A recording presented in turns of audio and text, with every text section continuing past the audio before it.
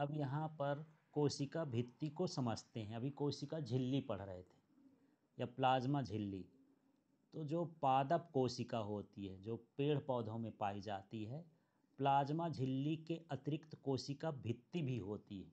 कोशिका भित्ति का मतलब भितिया जैसे बोलते हैं दीवाल। तो जैसे मान लो ये प्लाज्मा झिल्ली हो गई, यहाँ मान लो ये पतली होती है, इसी के ऊपर एक मोटा आवरण होता है, उसको हम क्या बोलते हैं? कोशिका भित्ति बोलते हैं। ये सिर्फ पेड़ पौधों वाले कोशिका में पाई जाती है, है ना। जानवर, कीड़े मकोड़े और हमारी कोशिकाओं में कोशिका भित्ति नहीं पाई जाती। तो कोशिका भित्ति कहाँ पाई जाएगी? पादप कोशिका में। ठीक है। ये किससे बनी होती है? मुख्यतः किससे बनी होती है? सेलुलोज बनी होती है। तो सेलुलोज एक जटिल पदार्थ है, मतलब जटिल का मतलब बहुत सारे पदार्थों से मिलकर बनता है। तो ऐसे पदार्थ को हम क्या बोलते हैं? जटिल पदार्थ। ये पौधे की संरचनात्मक दृढ़ता प्रदान करता है, उस कोशिका को हिले ना डूले ना, उसको क्या करेगा? मजबूती प्रदान करता है। ठीक है। तो इस तरह से कोशिका भित्ति होती है।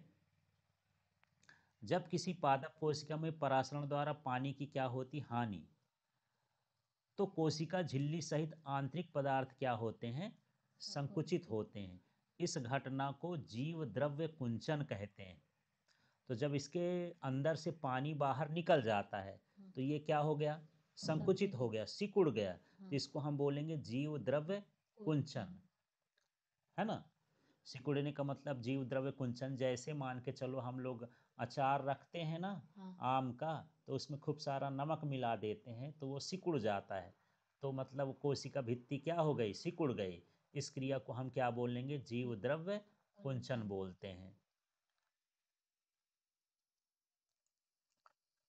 अब यहाँ पर देख लेते हैं कि जो परासरण द्वारा जल का अवशोषण का क्षमता होता है वो किस में होता है?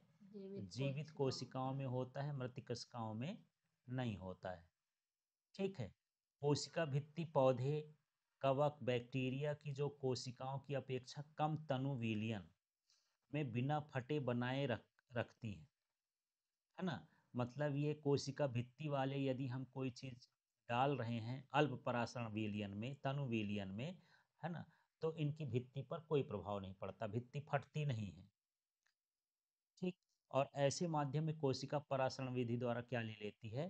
पानी ले ली जाती है और कोशिका फूल जाती है, उसमें भी वही है। और कोशिका भित्ति पर क्या डालती है? दबाव डालती है ना। कोशिका भित्ति के कारण पादप कोशिकाएं परिवर्तनीय माध्यम को जंतु कोशिका की अपेक्षा आसानी से सहन कर सकती हैं। मतलब ये है कि यदि हम नमक में अ, कोशिका भित्ति वाली कोशिका डाल दें और एक जंतु कोशिका डाल दें तो जंतु कोशिका फट सकती है, लेकिन ये नहीं फट सकती, वो उसको क्या कर लेती है? सहन कर लेती है। ठीक है। अब यहाँ पर हम देखेंगे, अब यहाँ यदि हम समझें कि जो जंतु कोशिका है और पादप कोशिका है उसमें क्या क्या अंतर है। तो जंतु कोशिका में जो होती है वो प्लाज्मा झिल्ली पाई जाती है। इसमें क्या पाई जाती है? प्लाज्मा झिल्ली। और इसमें प्लाज्मा झिल्ली के साथ साथ प्लस में क्या पाई जाती है? कोशिका भित्ति भी पाई जाती है, दोनों पाई जाती है। ठीक है। ये थोड़ा लचीली होती है और ये थोड़ी कैसी होती है?